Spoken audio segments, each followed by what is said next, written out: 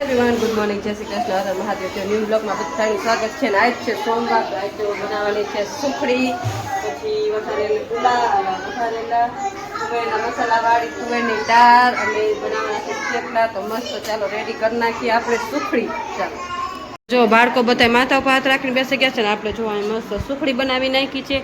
અને મસ્ત જો ફ્રૂટમાં કેળા આવી ગયા છે. તો તમારે ફ્રૂટ ખાવું હોય ને, સુખડી ખાવી છે તો બધાય માથા ઉપર હાથ, બધાને હોવો જોઈએ માથા ઉપર હાથ. નિરાલી બેન બાળકોને સુખડી આપી દીધી ને બાળકો જો બધાની મસ્તીમાં ખાવા માંડ્યા છે. ચાલો ખાવા માંડો, પછી ફ્રૂટ દેવાનું. ખાવું હોય ને કેળા. બપોરનો નાસ્તો જો અહીંયા મસ્ત આપણે દાળ વઘાર નાખી છે ને અહીંયા દાળ ધોઈ નાખી છે. આપણે વઘાર નાખી એટલે ઉકરે પછી વઘારમાં નાખી દેવું દાળ. અને અહીંયા મસ્ત જો પાલક કટ કરી લીધા છે, કેમ કે આપણે બનાવવાના છે થેપલા પાલકના. તો મસ્ત બાળકો માટે પાલકના થેપલા બનાવી નાખીએ, દાળ બનાવી નાખીએ. ચાલો મસ્ત જો થેપલા લોટ લઈ લીધો છે, બધા મરી મસાલા નાખી દીધા છે. અને મસ્ત આપણે છે ને પાણી એડ કરીને મસ્ત લોટ બાંધી નાખીએ. ચાલો બાળકોને લઈ ગયા છે ટીચર પ્રવૃત્તિ કરાવવાનું. જો બાળકો સામે બધા રાઉન્ડમાં ઊભા રહી ગયા છે. જો મસ્ત રાઉન્ડમાં છોકરાઓને છે ને બાયણે પ્રવૃત્તિ કરાવવાની છે. કા પૂજા? આજે બાયણે વિડીયો ઉતારવાનો ને બાળકો જો મસ્ત રાઉન્ડમાં ઊભા રહી ગયા છે. ને ટીચર છે ને મોરથી બધાને શીખડાવી દે કેવી રીતે કરવાનું છે, ને પછી વિડીયો ઉતારશું છોકરાઓનો. ચકલી ઉડે ફરની ગેમ રમાડવાના છે બાળકોને.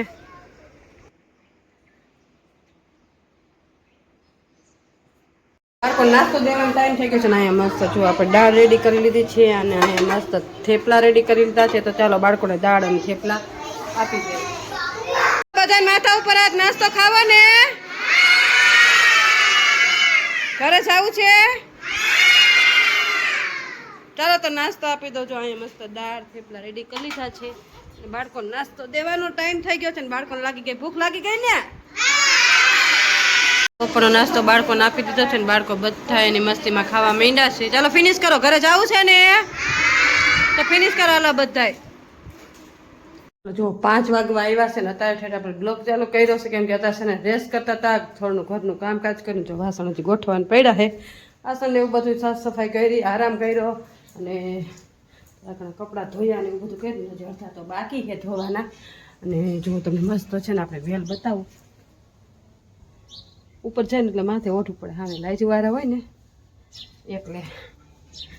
ચાલો જુઓ, ચાલો ઉપર આવી ગયા છે ને આમ જુઓ વેલ જુઓ કેટલી મસ્ત થઈ ગઈ છે ને. એમાં છે ને મસ્ત ફૂલ આવ્યા છે. જુઓ આ ફૂલ છે ને આપણે તોડીને ભગવાનને ચડાવવા મસ્ત ઉઘડાશ. જો આપણે છે ને કાઢી લઈ અને મસ્ત છે ને ભગવાનને ચડાવી દઈ. એટલે સાંજે ચડાવાય નહીં પણ આમ ઉઘડા છે ને તો મન થયું કે આપણે સવારમાં ટાઈમ ન હોય. જુઓ એટલે મસ્ત ફૂલ આવ્યા છે. આપણે છે ને ભગવાન માટે, ભગવાનને આ ફૂલ છે ને બહુ ગમે. આ પ્રિય છે ભગવાનને, વિષ્ણુ ભગવાનને, મહાદેવને.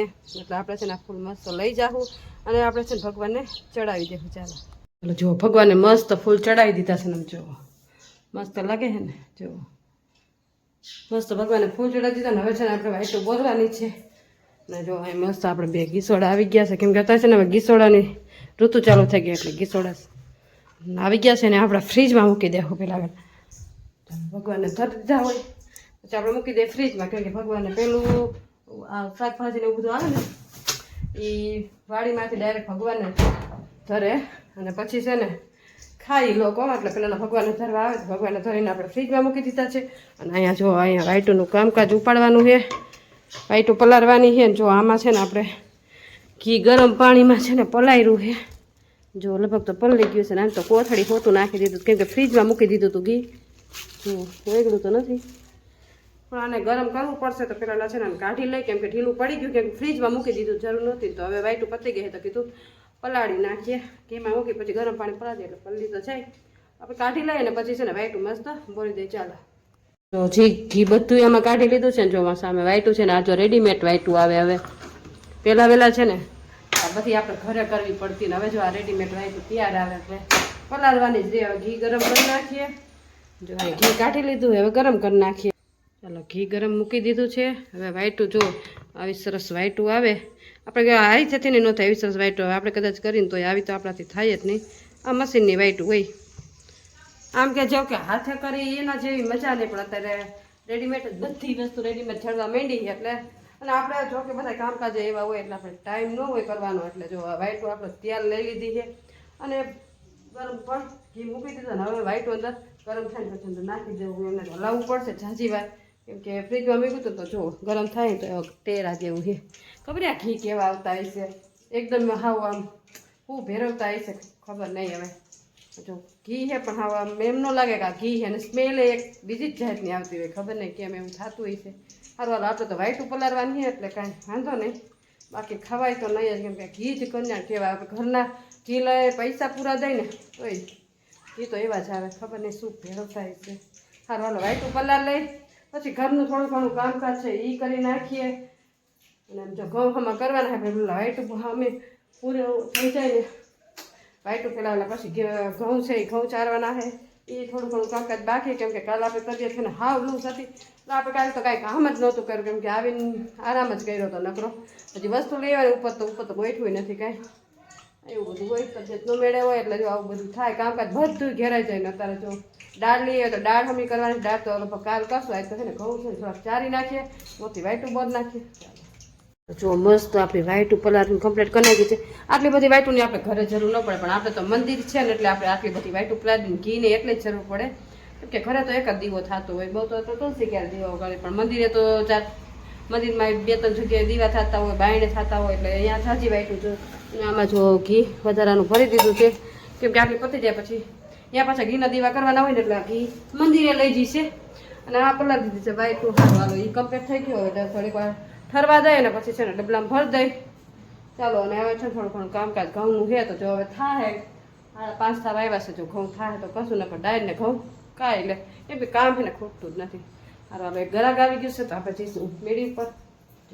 પેલા પપ્પા જો એક જગ્યાએ બેસણામાં ગયા હતા ને આવી ગયા ને હવે કાંઈ લાવ કુવાડવા મોહારમાં પેલી વાર આમ જાતા જ હોય જાય છે પણ એમ કે આમ બેસણામાં એમ એવું છે એવું છે ઠીક હાલો તો આપણે નથી ગયા કા હું નથી ગઈ કોઈ હા વંગત હોય ને આ થોડુંક કાકા બાપા ના હતા કાકા